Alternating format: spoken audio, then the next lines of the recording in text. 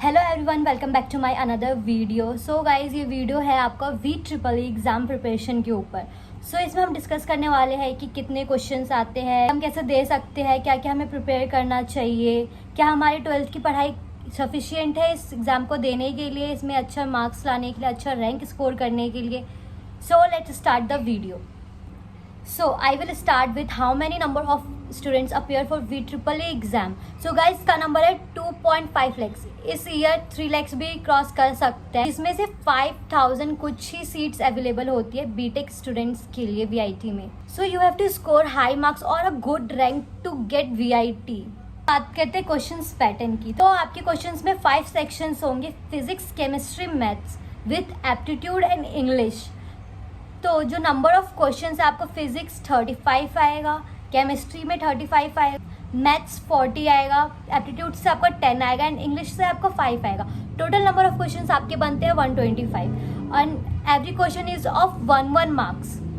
And the plus point is कि यहाँ पे कोई नेगेटिव मार्किंग नहीं है। So total duration of exam is 2 hours 30 minutes. Now let's talk about how much marks you should score to get a good rank in VEE exam. If you are scoring 120 plus marks out of 125, then you will get 1 to 1000 rank. और अगर आपका 110 to 120 marks आए, then you will get 1000 to 5000 rank, which is good. And if you scored 100 to 110 rank, then you will get 5000 to 10000 rank, and then 90 to 100, 5000 to 20000, and then 80 to 90, 20000 to 35000, and 70 to 80, 35000 to 5000 and above. So अगर आपका rank यहाँ पे differ कर रहा है तो आपकी category भी उस वाइज डिफ़र करेगी, जिससे आपका फीस ज़्यादा हो सकता है। And guys, here the cut off list of previous year. I would prefer कि आप CSE विथ स्पेशलाइजेशन लो, क्योंकि इसमें आपका जो फ्यूचर का स्कोप है वो बहुत ज़्यादा हाई चांस है कि आपको बहुत अच्छी जॉब मिले। Mistake most of the students do कि JEE क्रैक कर लिए तो VEE भी क्रैक हो ही जाएगा, तो ऐसा नहीं होता, क्योंकि आपको सेकेंड अपीयरेंस के बाद VEE के प्रिपेयर के लिए बहुत कम टाइम मिलेगा। एंड सेकेंड कि आपका टाइम भी दोनों में डिफरेंट हो। नंबर 3 कि आपके पास 2 एडिशनल सब्जेक्ट्स होते हैं, aptitude and English. 4th is the pattern of question is different, although it looks similar, but when you are solving those questions you need slightly different mindset to solve that question. आप जल्दी में भी होगी, जल्दी सब कुछ आपको करना है, क्योंकि टाइम आपके पास बहुत कम है। तो हो सकता है कि जो अच्छा स्टूडेंट है उसके भी VIT में मार्क्स कम आए। So my advice is, if you are preparing for VEE exam, so it is very important to give mock test at least 10. And after giving mock test आप लोग टाइम मैनेज करना सीख ही जाओगे। तो I am giving you some tips कि सबसे पहले आप लोग अपना एप्टीट्यूड सेक्शन क्लियर करें, क्योंकि वो थोड़ा इजी होता है एंड स्कोरिंग होता है। एंड देन आप लोग इंग्लिश सॉल्व करें। तो इंग्लिश, मेरे टाइम पे इंग्लिश से सीधा बुक से क्वेश्चंस उठ के आए थे। सो अगर आपने NCERT अच्छे से कर रखी है तो नो प्रॉब्लम, इंग्लिश आपका यूज जाएगा। देन आप लोग थोड़े इजी लेवल के क्वेश्चंस पे जाइए, जो कि यूजुअली केमिस्ट्री से आते हैं, तो आप केमिस्ट्री सॉल्व करिए। Then if you have time तो आप बाकी रिमेनिंग क्वेश्चंस को अच्छे से सॉल्व करिए। एंड अगर आपको कोई आंसर नहीं निकला तो आप उस क्वेश्चन पे अटके मत रहो, आप दूसरा क्वेश्चन करो। अगर आपके पास वो सब सॉल्व करने के बाद फिर टाइम बच रहा है तो वापस उस क्वेश्चन पे आके उसको सॉल्व करो। अगर आप एक ही क्वेश्चन में ज़्यादा टाइम लगा दोगे तो ऑलरेडी हमारे पास बहुत कम टाइम होता है, और वो टाइम भी उस क्वेश्चन को सॉल्व करने में चला गया तो गुड रैंक का चांस बहुत कम हो जाएगा।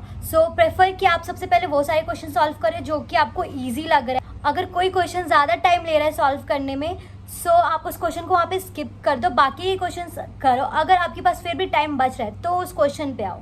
और आप लोग एग्जाम के स्टार्टिंग में ही गेस करना स्टार्ट मत कर देना। I know most of the students ये करते हैं, लेकिन एग्जाम के स्टार्टिंग में आपके पास टाइम है, आप जितना सॉल्व कर पा रहे हो उतना करो। बट इन लास्ट 10 मिनट्स आप लोग गेस कर सकते हो, क्योंकि आपके पास इतना टाइम है नहीं, और आप सॉल्व करने की उस टाइम पे इतना प्रेशर होता है कि आप लोग सॉल्व करना भी चाहो तो नहीं कर पाते हो।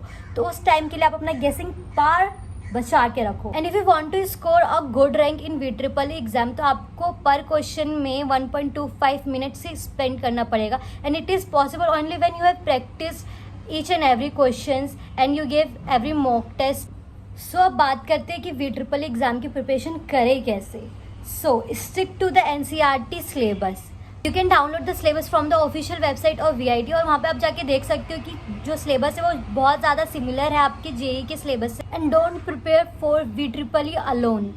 गाइज, अगर आप VEEE का एग्जाम देना चाहते हो तो आपको JEE के लेवल का प्रिपेयर करना पड़ेगा ताकि आप VEEE में अच्छा रैंक स्कोर कर सको। If you are preparing for VEEE alone तो आपका जो डिफ़िकल्टी लेवल ऑलरेडी कम हो गया। अगर आपका उससे थोड़ा हाई भी पूछ लेगा तो it hard for you. So the conclusion is कि आपको इंग्लिश के लिए तो पूरा NCERT को ही रेफर करना है, क्योंकि NCERT से सारे क्वेश्चन ऐसे डायरेक्टली उठ के आते हैं, आपको चैप्टर से डायरेक्टली पूछेगा। और फिजिक्स, केमिस्ट्री, मैथ के लिए भी आपका कॉन्सेप्ट तो सारा NCERT का ही, बस आपको क्वेश्चंस JEE के लेवल का सॉल्व करना है ताकि VEEE एग्जाम में अगर थोड़ा हाई लेवल का क्वेश्चन पूछ ले तो आप उस टाइम ये शॉक ना हो कि क्या क्वेश्चन आ गया, ये मैंने तो पढ़ा ही नहीं कुछ, this type. The third is कि आपने सारे PYQs VEEE के सॉल्व कर रखे हो ताकि आपको कुछ आइडिया हो कि किस पैटर्न का आता है, क्या क्वेश्चंस ज़्यादातर ईयर पूछे गए हैं। And the fourth is mock test. At least आपने 10 मॉक टेस्ट तो दे ही रखे हो, और जितने भी PYQs और मॉक टेस्ट आपको सब VIT के ऑफिशियल वेबसाइट पे जाके मिल जाएगा। तो आई होप मैंने VEEE एग्ज़ाम के सारे प्रिपरेशन के जितने भी टिप्स जो भी थे मैं सब बता दिया। अगर आपको फिर भी कुछ डाउट है तो you can comment in the comment box. Thank you so much for watching, bye.